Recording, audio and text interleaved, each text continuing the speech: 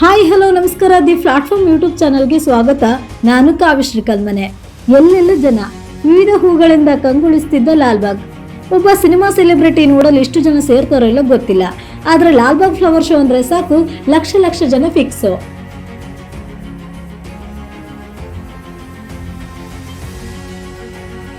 ನಾ ಮುಂದು ತಾ ಮುಂದು ಅಂತ ಕೈ ಬೀಸಿ ಕರೆಯುವ ಪುಷ್ಪಗಳು, ಪ್ರೇಕ್ಷಕರನ್ನು ಸ್ವಾಗತಿಸುವ ಚೆಂಡು ಗುಂಪು ಒಂದೆಡೆ ಆದ್ರೆ ಸೌಂದರ್ಯದ ಮೂಲಕ ಗಮನ ಸೆಳೆಯುತ್ತಿದ್ದ ರೋಜಾಗಳು ಗುಂಪು ಇನ್ನೊಂದು ಕಡೆ. ನಿಮಗಿಂತ ನಾನೇನು ಕಮ್ಮಿ ಇಲ್ಲ ಅಂತ ಗಮನಿಸುವ ಸೇವಂತಿಗೆ ರಾಶಿ ಒಂದೆಡೆ ಆದ್ರೆ ಹಳ್ಳಿಯಲ್ಲಿ ಕಾಣಸಿಗೋ ಕಾಡ್ಗಿಡ ಹೂ ಕೂಡ ಇನ್ನೊಂದು ಕಡೆ ಸ್ಥಾನ ಪಡೆದುಕೊಂಡು ಫ್ಲವರ್ ಶೋ ಸೌಂದರ್ಯವನ್ನು ಹೆಚ್ಚಿಸುತ್ತಿತ್ತು.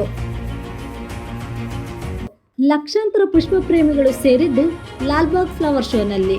ಪುಷ್ಪ ಪ್ರದರ್ಶನದಲ್ಲಿ ಹೂಗಳನ್ನು ನೋಡೋದಕ್ಕಿಂತ ಹೆಚ್ಚಾಗಿ ಫೋಟೋ ಸೆಲ್ಫಿಗಳಿಗೆ ವೆರೈಟಿ ಪೋಸ್ ಕೊಡ್ತಿದ್ದ ಪ್ರೇಕ್ಷಕರು.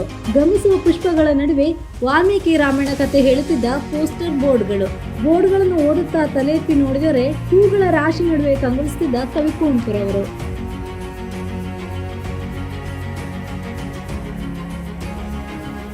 ಪುಷ್ಪ ಪ್ರದರ್ಶನದಲ್ಲಿ ತಿಂಡಿ ತಿನಿಸುಗಳಿಗೆ 1 to ಡಬಲ್ ರೇಟ್ ಮಾರೋ ವ್ಯಾಪಾರಿಗಳು ಒಂದ್ ಕಡೆ ಆದ್ರೆ ಜನರನ್ನು ರಕ್ಷಿಸೋ ಪೊಲೀಸ್ ಪಡೆ ಇನ್ನೊಂದ್ ಕಡೆ.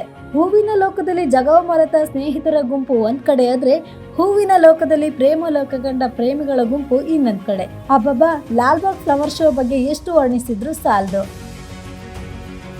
ಫ್ಲವರ್ ಶೋ ಕುರಿತು ಮಾಹಿತಿ ಇಷ್ಟವಾದಲ್ಲಿ ಲೈಕ್ ಮಾಡಿ, ಸಬ್ಸ್ಕ್ರೈಬ್ ಮಾಡೋದರ ಮೂಲಕ ದಿ ಪ್ಲಾಟ್ಫಾರ್ಮ್ ಯೂಟ್ಯೂಬ್ ಚಾನಲ್ಗೆ ಸಪೋರ್ಟ್ ಮಾಡಿ.